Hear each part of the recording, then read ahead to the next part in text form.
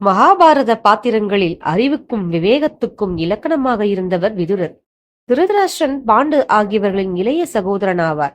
பணிப்பெண்ணுக்கு பிறந்தவன் என்பதனாலேயே அரச பதவியில் இல்லாமல் இருந்தாலும் அரச குடும்பத்தில் எல்லோருடைய மதிப்புக்கும் மரியாதைக்கும் உரியவராக இருந்தவர் விதுரர்.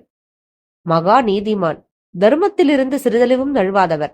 திருதராஷ்டிரன் தன்னுடைய குழப்பங்கள் எதுவாகினும் விதுரரை கலந்தாலோசிப்பது வழக்கம்.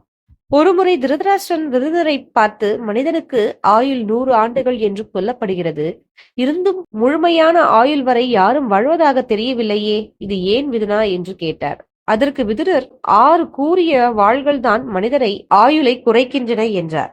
திருதராஷ்டிரர் அந்த வாள்கள் என்ன என்று கேட்டார். விதுரர் சொல்ல ஆரம்பித்தார். முதலாவது, அதிகம் கர்வம் கொள்தல்.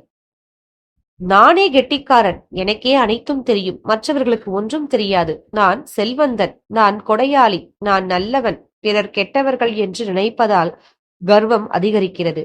கர்வம் கொண்டவன் தானாகவே அழிந்து போவார்கள். கர்வம் கொள்ளாமல் இருக்க வேண்டுமானால் தன் விஷயத்தில் முதலில் குற்றங்களை பார்க்க வேண்டும், பிறர் விஷயத்தில் நல்ல குணங்களை பார்க்க வேண்டும். இரண்டாவது, அதிகம் பேசுதல். கடுமையில்லாததும் உண்மையானதும் அன்பானதும் நன்மையை கொடுக்கின்ற வார்த்தை எதுவோ அது வாக்கினால் செய்யப்படும் தவம். உண்மையில்லாத, அன்பில்லாத, நன்மையை கொடுக்காத எந்த வார்த்தைகளாக இருந்தாலும் அந்த வார்த்தையை பேசும் சூழ்நிலை அமைந்தால் பேசாமல் இருக்க வேண்டும். மூன்றாவது, தியாக மனப்பான்மை இல்லாமை. சுகமானவைகள் அனைத்தையும் நான் மட்டும்தான் அனுபவிக்க வேண்டும், எனது குடும்பம் மட்டுமே அனுபவிக்க வேண்டும் என்கின்ற ஆசையின் காரணமாகத்தான் நமக்கு தியாக மனப்பான்மை ஏற்படுவதில்லை. நாம் இந்த உலகில் பிறந்ததே நமக்காக அல்ல, பிறருக்கு உதவுவதற்காகத்தான் என்று உணர்ந்தால் தியாக மனப்பான்மை ஏற்படும். நான்காவது, கோபம். கோபம்தான் மனிதனுடைய முதல் எதிரி. கோபத்தை வென்றவன்தான் வெற்றியாளன். அவன்தான் உலகில் சுகப்படுவான்.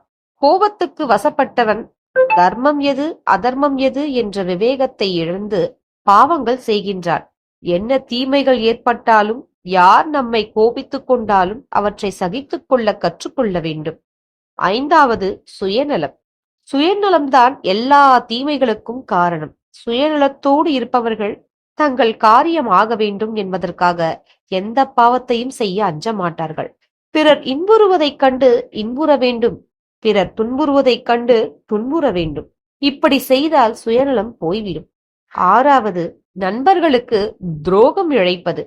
தாயை அடுத்து நண்பனுக்கு என்று வரும் பொழுது உயிரை கொடுப்பது நட்பு மட்டுமே. உலகில் அதுபோல் நல்ல நண்பர்கள் கிடைப்பது அரிது. அவர்களுக்கு துரோகம் செய்வதை போன்ற அநியாயம் உலகில் வேறு எதுவும் இருக்க முடியாது. இந்த 6 கருத்துகளையும் சரியாக யார் பின்பற்றுகின்றார்களோ அவர்கள் நிச்சயமாக 100 ஆண்டை நிறைவு செய்வான் என்று விதுரர் சொல்லி முடித்தார்.